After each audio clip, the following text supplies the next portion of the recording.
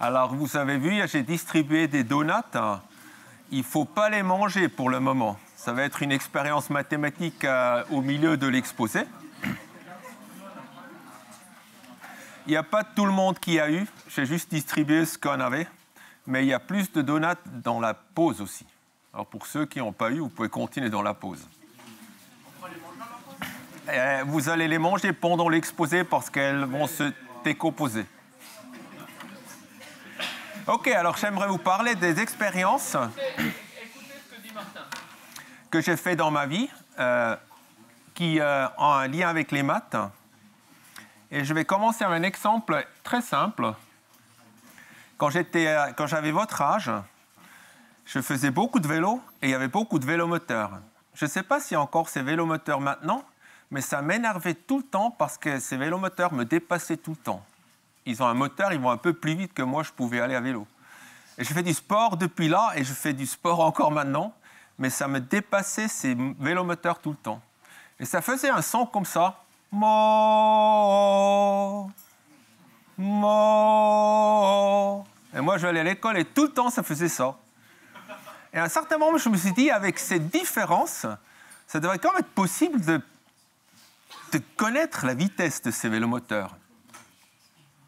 Et effectivement, il y a un travail mathématique, physique, qui vous permet de connaître la vitesse. Et là, j'ai trouvé ce travail.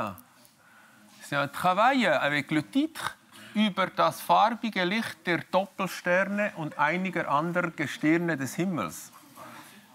Vous parlez allemand, là? Moyennement.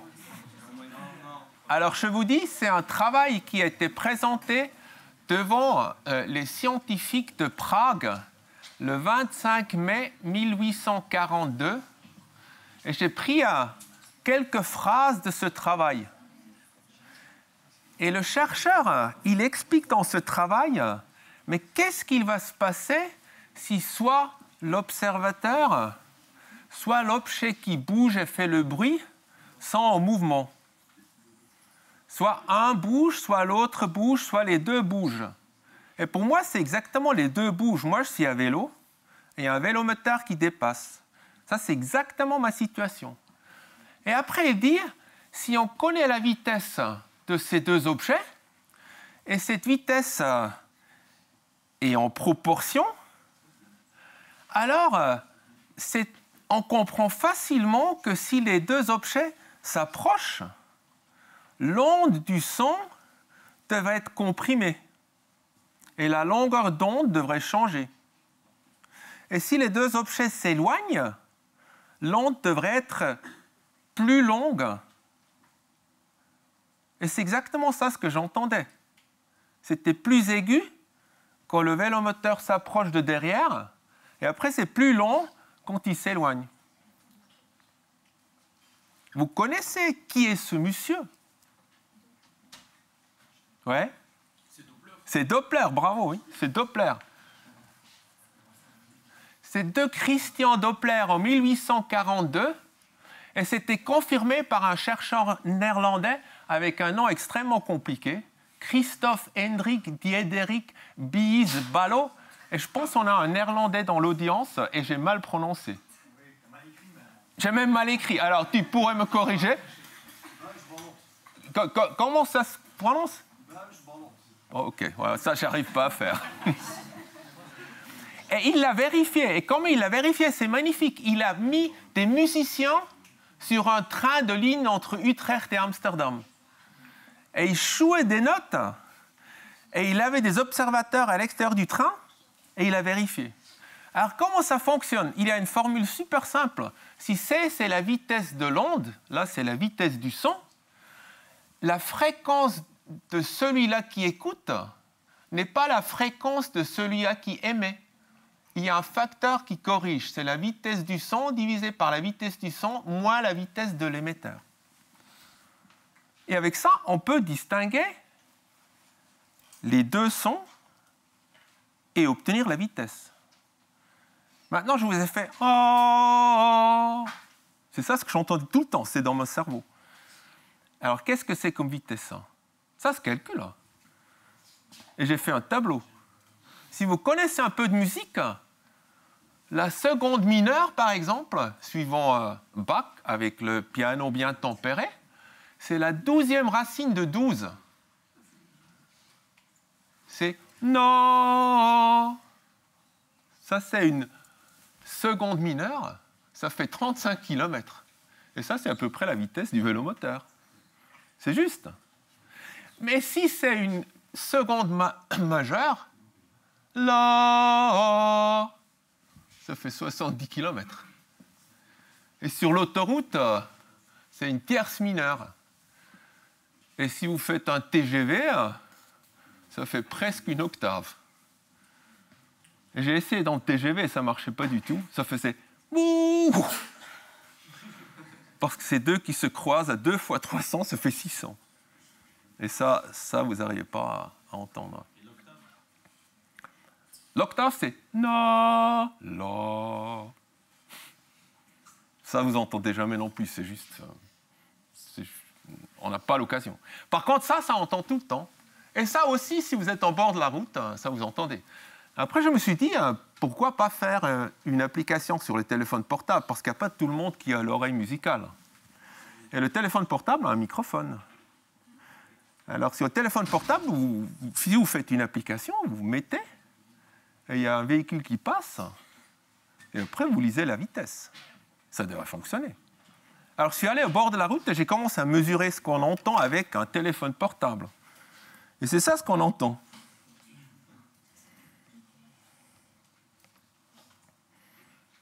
Là, la première chose que j'ai prise, c'est une moto qui passait devant ma maison. Et là vous devriez l'entendre. J'essaye. Là, je suis au bord de la route. Il y a une moto qui va arriver.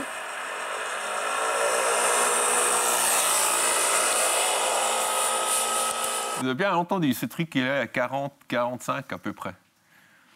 Et après, je me suis dit, je prends ma voiture, parce que je vais mesurer des voitures. J'ai pris notre Scénic.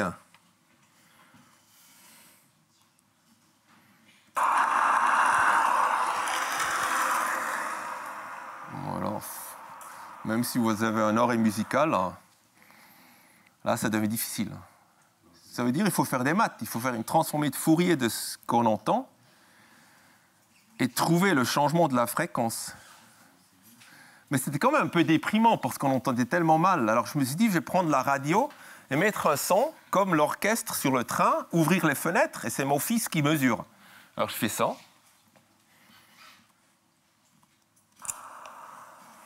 Là, j'ai la stéréo à fond, les fenêtres ouvertes, c'est moi qui passe et lui, il mesure. Vous entendez le son ? C'est déjà un peu mieux, hein ? Et après, je me suis dit, je vais carrément klaxonner parce que j'ai un instrument dans la voiture. Alors, j'ai klaxonné. Et là, on ne pouvait plus rigoler tellement.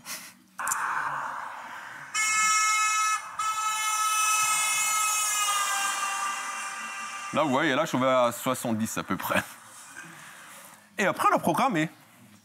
Et malheureusement, le programme n'est pas encore fini. Mais il y aura une application sur le téléphone portable que vous pouvez télécharger et vous pouvez mesurer tout ce qui passe.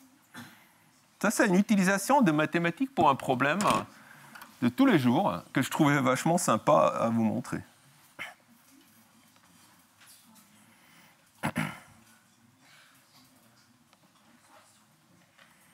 Alors là, il y a un deuxième exemple, c'est les jeux Sudoku. Mon père est très âgé maintenant, il a 87 ans. Il joue des Sudoku passionnément, tous les jours. Et des Sudoku, il y a des Sudoku qui sont simples, il y en a d'autres qui sont plus difficiles. Et une fois que j'étais dans le train de rentrer de Zurich à Soleure, et je me suis dit, je vais juste programmer un parce que c'est pratique d'avoir quelque chose qui vous produit la solution.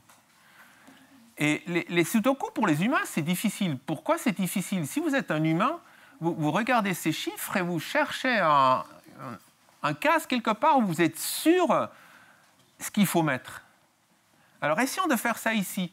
Si vous regardez tous ces cases vides, et regardons par exemple cette case-là. qu'est-ce qu'on pourrait mettre là-dedans pour être sûr que c'est le résultat qui va rester? Est-ce que quelqu'un arrive à voir? 4?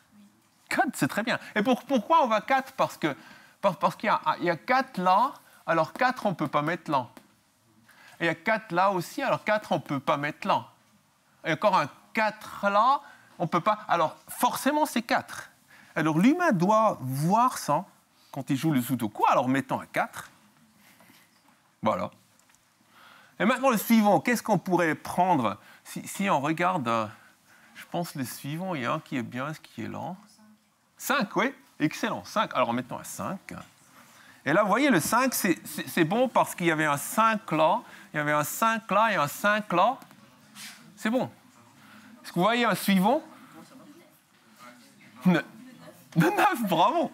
En haut, là, il y a un 9. Et vous voyez, l'humain, il fait comme ça. Hein.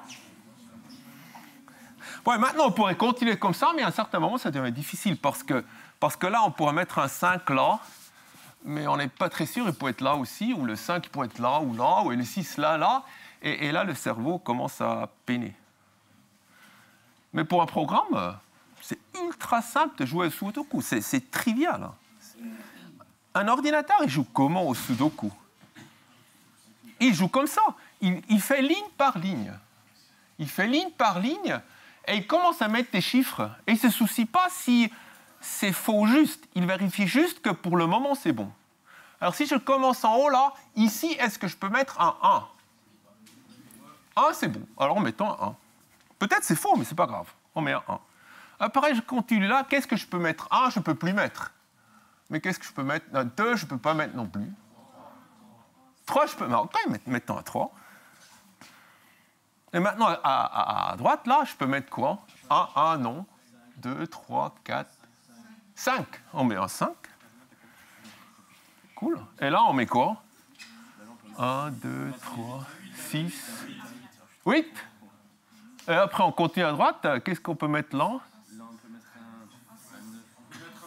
6, c'est bon. Et vous voyez, on continue comme ça. Et on fait, c'est super simple. On fait juste ça, c'est un programme trivial. Et après, on arrive là. Et maintenant, 1, on ne peut plus. 2, on ne peut pas. 3, on ne peut pas. 4, on ne peut pas. 5, on ne peut pas. 6, on ne peut pas. 7, on ne peut pas. 8, on ne peut pas. 9, on ne peut pas. Alors, raté. Ça veut dire maintenant, le programme a compris, il doit avoir une erreur avant. Alors, on va là. Est-ce qu'on peut mettre 6 ici? Non. 7? Non. 8? Non. 9? Ça veut dire que c'est faux là. Et le programme va juste retourner, corriger, après avancer, retourner, avancer. Et ça joue du Sudoku. Un programme comme ça, c'est ultra simple à écrire. Ça, c'est le programme complet qui joue le Sudoku que j'ai écrit dans le train. J'ai failli rater la sortie à Soleure parce qu'il n'était pas tout à fait opérationnel. Alors, comment ça marche? C'est un programme qui s'appelle Sudoku. On donne un Sudoku. Un Sudoku, c'est un tableau de chiffres et des zéros. Les zéros, là où il n'y avait encore rien. Alors, c'est un tableau de Sudoku. Et d'abord, on regarde, est-ce qu'il y a encore des cases vides? Est-ce qu'il y a encore des zéros dans ce tableau? Et tant qu'il y a encore des zéros dans ce tableau, je prends le premier zéro que j'ai trouvé, comme on a fait ligne par ligne, et j'essaie de mettre de 1 à 9 dedans.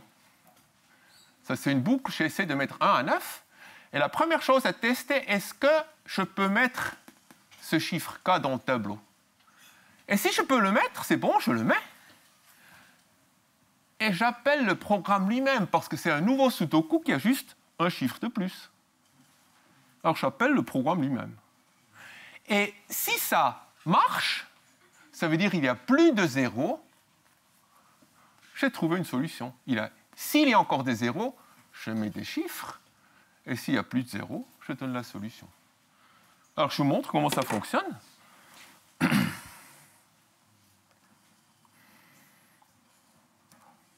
Est-ce que vous arrivez à voir les chiffres là? Peut-être je peux faire un peu plus grand, je ne sais pas. Zoom. 100%. Ah oui, là, je peux faire plus grand, je pense. Oh, ça, c'était raté. Encore une fois. C'est mieux? OK. Alors là, c'est exactement le Sudoku qu'on a vu, et je vais faire jouer ce programme. Alors j'avance. Vous voyez, il met le 1, 3, 5, 8. Super bien. Là, ça a raté, il a fait backtracking, ça s'appelle. Et il continue, il continue. Et bon, là, je laisse faire. Il semble que ça traîne un peu. Mais vous voyez, c'est exactement ce mécanisme-là. Il fait. Et là, je fatigue un peu. C'est quand même un peu long, hein. Mais le seul temps qui est pris par ce programme, c'est l'affichage, en fait. Tout le reste, ça ne coûte rien. Mettre des chiffres, ça ne coûte rien. C'est l'affichage qui coûte. Alors, j'élimine l'affichage.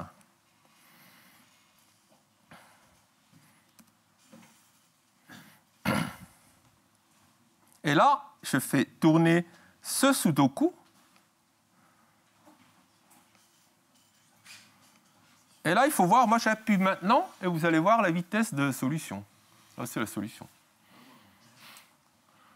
L'ordinateur est tellement rapide que, même s'il fait tous ses allers-retours, on s'en fout. C'est super rapide. Alors je me suis dit, je vais prendre d'autres Sudoku, des Sudoku plus durs.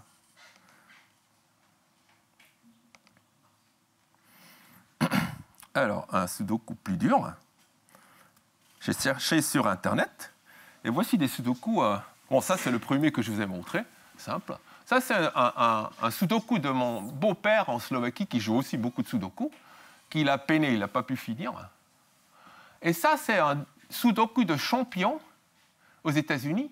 Et l'association mathématique aux États-Unis a dit qu'il y a 2 solutions, exactement 2 solutions. Après, on va faire tourner l'algorithme pour voir combien on en trouve. Et là, vous voyez déjà, il a trouvé 30. Et là, c'est un qui Bill Short, c'est un spécialiste, qui a dit qu'il est vraiment, vraiment dur. Celui-là est vraiment, vraiment dur. Et celui-là, il s'appelle Mepham Diabolical. Il est ultra dur. Et celui-là, un autre programme a dit, et il ne savait plus quoi essayer. Il n'a pas trouvé de solution. Alors, essayons ce petit programme là-dessus.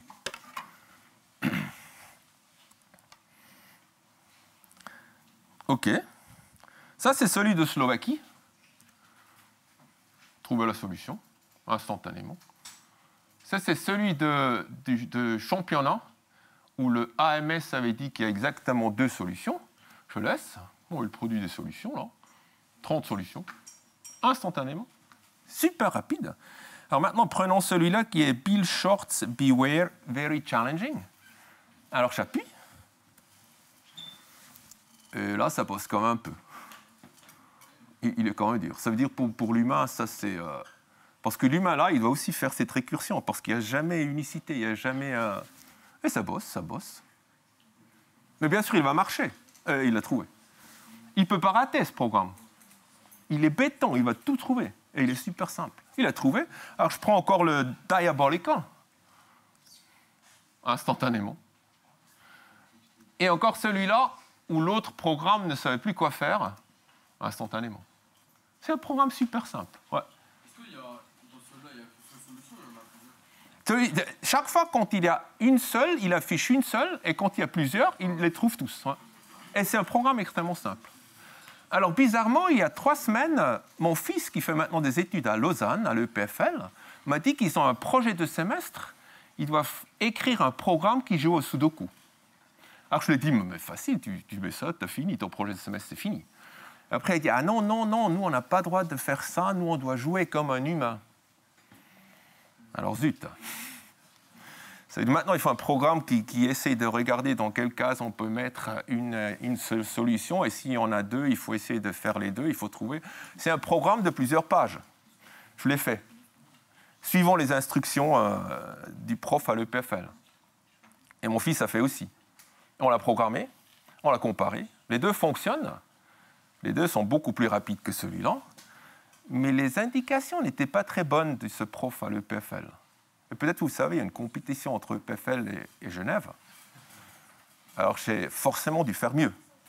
Alors je l'ai modifié. Maintenant, il est presque aussi court que celui-là, et il est optimisé.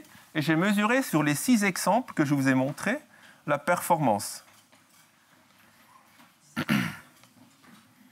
Alors là, vous avez la comparaison. Ça, c'est sur le premier que je vous ai montré en détail. Ça, c'est mon premier programme, super simple, quelques lignes. il prend une dixième de seconde. Celui de l'EPFL, suivant les instructions, il prend 8 fois moins. Et le truc optimisé, il prend encore 10 fois moins. Et là, c'est pour le deuxième, pour le troisième, pour celui qui était vraiment dur, qui prenait presque 2 minutes. Là, on passe aussi avec en jouant comme un humain à une dixième de seconde, ou encore 10 fois plus rapide si on écrit un vraiment bon programme. Et vous voyez, le jaune, là, ça, c'est un beau programme. Alors, dans vos ordinateurs, si vous attendez parce que ça tourne, ou dans mon téléphone portable, maintenant qui a 4 ans, j'attends tout le temps, j'appuie sur un bouton, j'attends 10 secondes, et il y a l'écran qui change, j'appuie sur un autre bouton, c'est l'écran. Ce ne sont pas des programmes de cette qualité-là qui sont dedans. C'est des programmes de cette qualité-là, parce qu'on n'a pas pris le temps de réfléchir, on a juste utilisé la machine pour faire. Et c'est dommage. Ça serait mieux d'investir un peu de réflexion et de faire des programmes comme ça. Et votre téléphone portable sera encore ultra rapide pendant des dizaines et des dizaines d'années. Alors, avant-hier, mon fils m'a appelé. Il a dit à un autre Sudoku. Et son programme ne fonctionne pas là-dessus. Je me dis, c'est pas possible, les programmes sont justes. Et j'ai laissé tourner mes programmes, et ils étaient justes. Lui, il avait encore une erreur dans la récursion dans le sien qui ne se montrait pas dans tous les autres Sudoku. Et il m'a envoyé celui-là, parce que celui-là, il est vraiment embêtant pour le programme simple. Le programme simple, il me met presque 2 heures pour le résoudre. Et en fait, ce n'est pas qu'il met presque 2 heures. En 8 secondes, il trouve la première solution, mais pour être sûr qu'il n'y a pas d'autre, il continue. Pour être sûr, et là, ça fait 2 heures. Celui de l'EPFL, c'est à peu près 1 seconde, et l'optimisé est toujours 0,1 seconde. Il faut vraiment avoir des bons programmes. C'est ultra important. Il faut réfléchir. Il ne faut pas juste utiliser la machine tout bêtement. Alors ça, c'est pour les sudoku. Maintenant, on va aux donuts. Alors, une partie de vous a obtenu des donuts. Et on va essayer de couper des donuts. Ça, c'est un problème géométrique. Et la question est, combien de morceaux est-ce qu'on peut obtenir si on coupe un donut? Bon, une infinité si vous coupez comme vous voulez. Hein, si vous coupez comme ça, vous pouvez faire beaucoup. Mais ça, c'est interdit, évidemment. On a seulement la permission de couper droit dans un plan. Alors, pour une pomme, si je coupe une fois, combien de morceaux est-ce que je peux obtenir? 2, forcément 2. Alors, je fais 2. Là, j'ai 2 morceaux. Maintenant, je n'ai pas le droit de les bouger. Je dois les garder ensemble. Je n'ai pas le droit de les bouger. Je garde ensemble, je coupe une deuxième fois. Combien de morceaux je peux faire? Ouais, parce que je peux couper chaque morceau encore une fois. Voilà. Et maintenant, j'ai besoin d'une assiette parce que ça va tomber autrement. Et si je coupe encore une fois? Ouais, parce que si je vais comme ça, je coupe chaque morceau encore une fois. Ça veut dire que j'ai 8. Bon, normalement, je reste à 3 coupes, mais si je coupe encore une fois là, je peux faire combien? Vous êtes sûr? C'est peut-être pas possible de passer à travers chaque pièce encore une fois. Alors là, ça devient plus compliqué. Je vais vous dire la solution un peu plus tard. Parce que maintenant, prenons le donut. Pour le donut, il y a un trou au milieu. Il faut utiliser le trou pour avoir plus de pièces que pour la pomme. Avec une première coupe, on peut faire combien de pièces? On ne peut pas faire plus que 2. Ouais. Mais la forme de ces 2, elle devrait être comment? Vous voyez, s'il y a un trou, il y a de la craie. Alors, moi, j'avais demandé un croissant aussi pour faire la démo avec un croissant, mais malheureusement, les croissants en France sont pas bien. Ouais. Non, les croissants sont très bons, mais les croissants en France sont comme ça. Et les croissants en Suisse sont comme ça. Et si vous coupez une fois un croissant, vous pouvez faire combien de pièces? On peut faire 3, vous voyez? Et là, vous pouvez vous imaginer, le trou du donut va nous aider. Alors, la première coupe doit être faite pour obtenir des croissants. Parce qu'après, les croissants, ça fait plus de morceaux. Alors, comment est-ce qu'il faut faire la première coupe pour obtenir des croissants? Ouais. Oui, oui. Si on coupe comme ça, on obtient un croissant. Mais si vous coupez comme ça, vous pouvez obtenir 2 croissants. Alors, essayons de faire 2 croissants. Vous voyez, là, je fais un dessin. Si vous coupez comme ça, et maintenant, vous pouvez couper votre donut pour obtenir 2 croissants.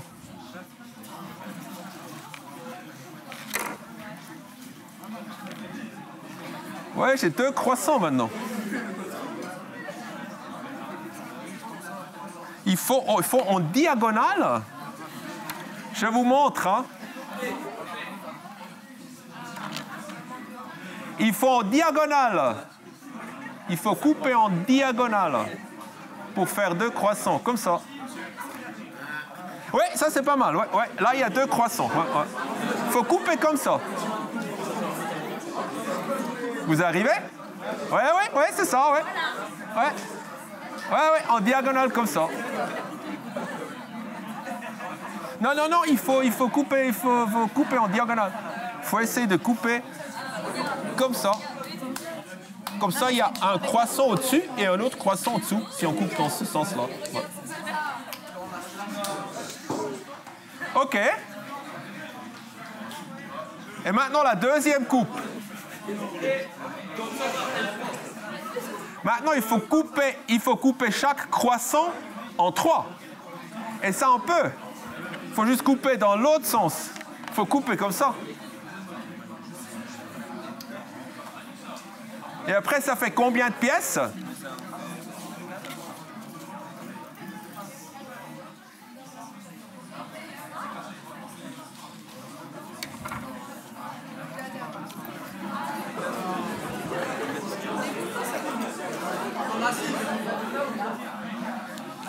Vous arrivez à voir combien ça fait de pièces?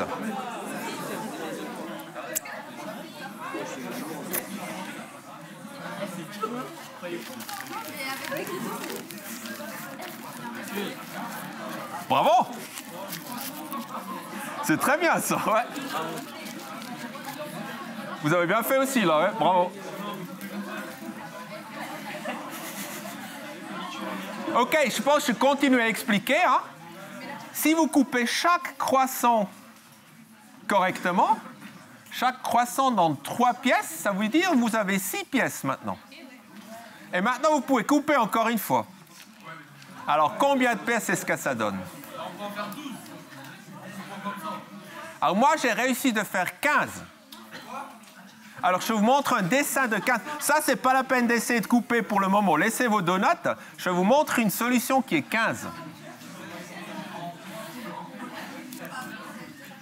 L'idée, c'est de couper maintenant à travers tous les croissants, parce que ça, c'est des croissants aussi en haut, et d'essayer de couper là encore un maximum possible. Et moi, je n'avais pas de donut. Moi, j'ai fait ça dans ma tête pendant des heures et des heures. J'ai essayé de couper en pièces. Et la solution que j'ai trouvée, c'est celle-là. Vous voyez? Là, c'est les 2 croissants qui restent en bas, au milieu. Là, c'est les 2 croissants qui sont en bas, les 2 croissants qui sont en haut. Et là, celui-là, je coupe encore tangentiellement pour avoir des pièces.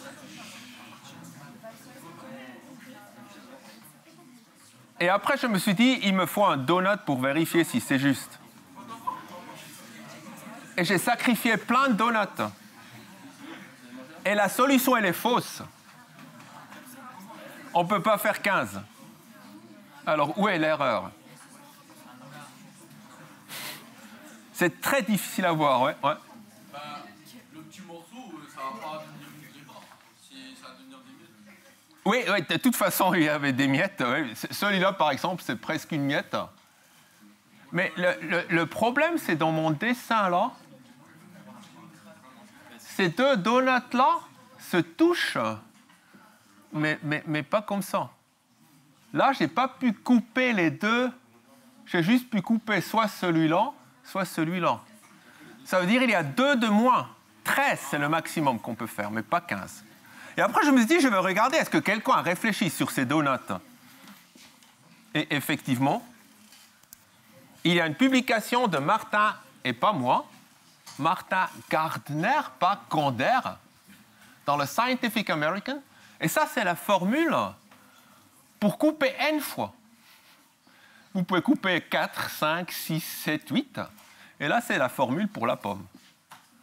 Et les premiers 3 pour la pomme, on avait juste 2, 4, 8. Mais le suivant, c'est plus compliqué. Alors ça, c'était le problème des donuts. Je montre encore un dernier. C'est le chien et le jogger. Et ça nous amène à un sujet de recherche de moi que j'aime beaucoup. Alors là, vous avez un chien, et c'est un chien méchant. Et il veut chasser un jogger. Et là, vous avez un jogger qui court d'une manière très innocente le long de l'axe X. Et le chien, qu'est-ce qu'il fait s'il veut chasser le jogger? Il court dans la direction du jogger. Ça veut dire là, le chien, il court dans cette direction-là. Alors, il descend. Il descend. Mais entre-temps, le jogger, il a couru aussi. Ça veut dire que le jogger a avancé. Et le chien, il corrige son tir parce qu'il voit qu'il court. Ça veut dire qu'il commence à tourner et il court maintenant dans la direction ici du jogger. Ça veut dire qu'il va courir un peu plus vers le bas. Mais là, le jogger a avancé de nouveau. Le chien corrige, il corrige, il corrige. Ça veut dire que c'est une trajectoire assez compliquée qu'il fait le chien. Alors, c'est quoi cette trajectoire? C'est très facile à écrire mathématiquement aussi. Si la position du chien, je l'appelle X et Y, et N, c'est l'indice du temps pour avancer, la nouvelle position du chien, c'est juste l'ancienne position du chien, plus sa vitesse, fois un petit instance delta t, fois la direction du chien vers le jogger. Ça, c'est tout ce qui est écrit là. Et là, cette formule, je peux mettre ça à gauche, divisé par delta t, et ça, c'est la même formule. Et pour ceux qui ont vu une dérivée, ça a l'air d'être une approximation d'une dérivée. Vous avez deux positions qui sont proches, qu'on divise par un instant court en temps, ça devient une dérivée. Ça veut dire cette forme compliquée de la courbe est solution d'une équation différentielle. Alors maintenant, à la place de faire mon dessin avec les pas, je veux juste résoudre cette équation différentielle. Ça, on sait faire.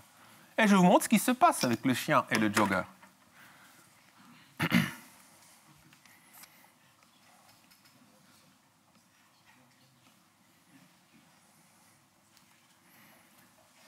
Alors là, je laisse courir. Il devrait commencer. Voilà. Il y a le chien qui descend et le jogger qui court. Et là, j'ai choisi une vitesse du chien qui est plus rapide que le jogger et il l'a. Et là, il a mordu. Alors maintenant, le jogger, il ne devait pas être si bête que ça. Quand il voit le chien, il peut essayer de s'échapper. Alors là, je fais un exemple où il essaye de s'échapper. Là, il court, il ne voit pas le chien, Tout à coup, il voit le chien, il essaie de s'échapper, il tourne, et le chien tourne aussi. C'est raté, hein. Le chien, il court plus vite. Mais vous voyez, la trajectoire, elle est extrêmement compliquée. Il n'aura jamais une formule en sinus et cosinus pour la trouver. Mais l'équation différentielle était ultra simple. Ultra simple. Alors, je laisse courir le jogger sur une trajectoire ovale, et le chien, il vient. Bon, il est un peu bête, il aurait pu juste attendre. Et là, je prends un vieux chien. Oh, il aurait eu. Et s'il avait eu un cerveau, il aurait juste pu attendre, mais il n'a pas de cerveau. Et il court, et il court. Et le jogger, il court, et le chien, il court. Et ça court, et ça court. Et ça court, et ça court. Et oups, c'est le cœur qui a lâché. Alors ça, ce sont les équations différentielles.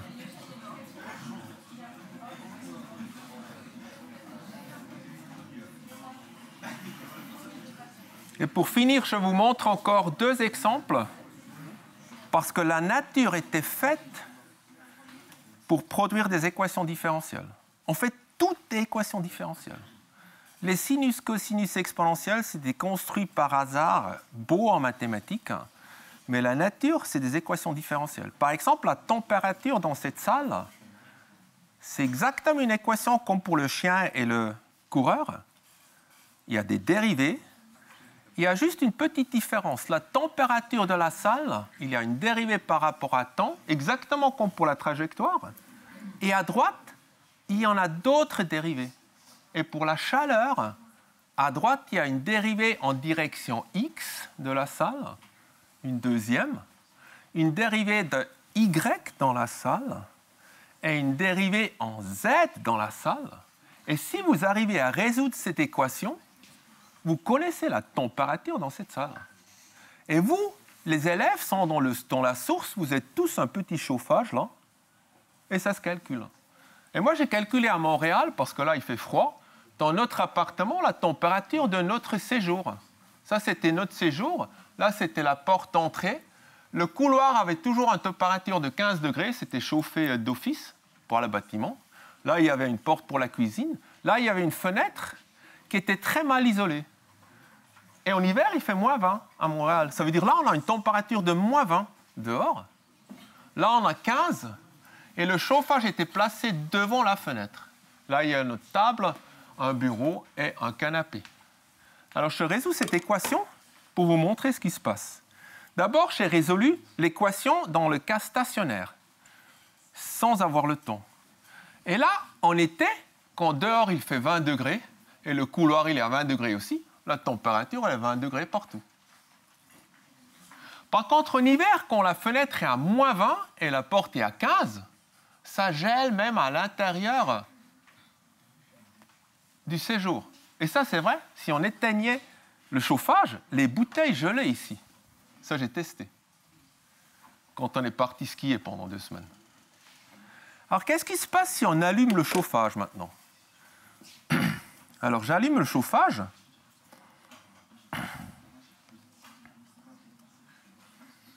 Là, vous voyez, j'ai programmé ça, exactement comme le chien et le coureur. Ça, c'est l'appartement. Et là, c'est la situation quand on rentre du ski. Tout est gelé à l'intérieur et j'allume le chauffage qui est placé devant la fenêtre là. Et là, vous pouvez voir comment ça chauffe.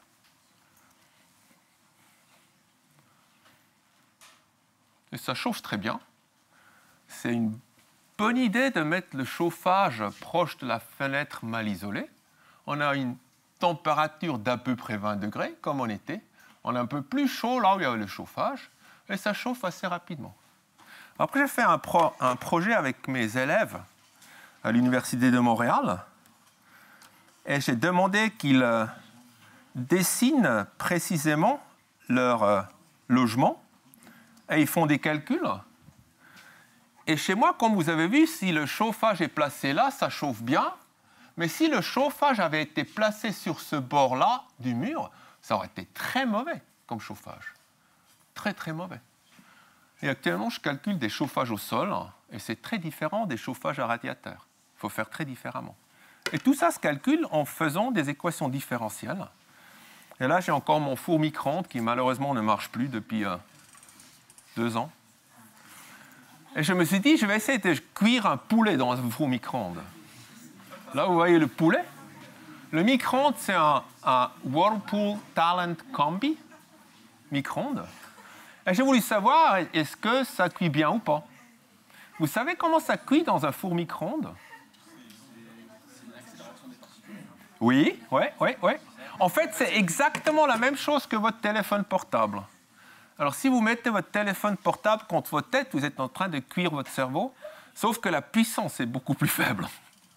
Mais c'est les mêmes équations. Alors, j'ai étudié avec ces équations l'influence du téléphone portable sur votre cerveau, mais dans la publication, j'ai mis le four micro-ondes avec le poulet parce que c'est moins sensitif comme sujet. Alors, les équations qu'il faut résoudre, c'est les équations de Maxwell. Et ça, vous ne pouvez pas comprendre, mais là, il y a beaucoup de dérivés partout, à gauche, à droite, il y a des dérivés partout, parce que la nature fait des dérivés, c'est juste comme ça. Et là, c'est les solutions en 3D, là, c'est le champ magnétique électrique, et là, c'est le champ magnétique. Et vous voyez, ça cuit très, très mal. Ça produit des points qui sont très chauds dans le poulet, et ça produit d'autres points où ce n'est pas du tout chauffé. En fait, le poulet est beaucoup trop grand. La taille maximale qui se chauffe bien, c'est à peu près ça dans un four micro-ondes. Et même cette taille-là se chauffe seulement bien quand soit ça tourne, c'est pour ça qu'il y a une plaque tournante, soit vous changez la fréquence dans le four micro-ondes constamment. Et là, ça chauffe équilibré aussi. Les fours micro-ondes modernes que vous avez n'ont plus une plaque tournante, mais ça change la fréquence et comme ça chauffe bien. Alors, avec cet exemple, j'ai voulu vous montrer que les mathématiques vous aident à comprendre le monde. Merci.